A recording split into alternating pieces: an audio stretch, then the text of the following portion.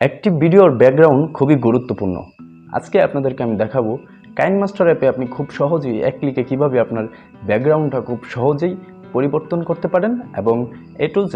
অবশ্যই ভিডিওটি ভালো লাগলে সাবস্ক্রাইব করে পাশে থাকবেন। আমরা চলে যাব কাইনমাস্টার অ্যাপে। কাইনমাস্টার অ্যাপে যাওয়ার পর আমরা জাস্ট এখানে প্লাস আইকনে ট্যাপ করব, এখানে 16:9 এখানে ক্লিক করব। এখানে ক্লিক করার পর আমরা চলে যাব জাস্ট মিডিয়াতে যাওয়ার পর আমরা যে ভিডিওতে যে ব্যাকগ্রাউন্ড পিকচারটা ব্যবহার করব, অবশ্যই সেই পিকচারটা প্রথমে আপনি সিলেক্ট করে নেবেন।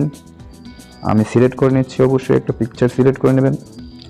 দেখুন এই পিকচারটা এখান থেকে কিন্তু লড়াচড়া করছে, তো এটাকে আমরা এখানে ধরে জাস্ট এখানে ট্যাপ করব এবং এটা দেখুন আর লড়বে না, দেখুন।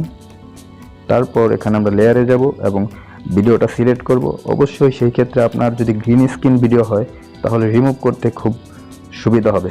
আপনি এখান থেকে ভিডিওটাকে ধরে এভাবে বড় ছোট করতে পারবেন এবং এখানে ট্যাপ করে আপনি সমান করতে পারবেন। জাস্ট আপনার ভিডিওটা অনুযায়ী আপনার ব্যাকগ্রাউন্ড লেয়ারটাকে এভাবে বাড়িয়ে নিতে পারেন এবং সমান করে নিতে পারেন। সেই ক্ষেত্রে আমরা জাস্ট ভিডিওর যে লেয়ারটাতে ক্লিক করব এবং দেখুন এখানে মানুষের মতো একটা আইকন আছে যে ক্রমা কিক, সেখানে ক্লিক করব এবং এটাকে অন করে দেব।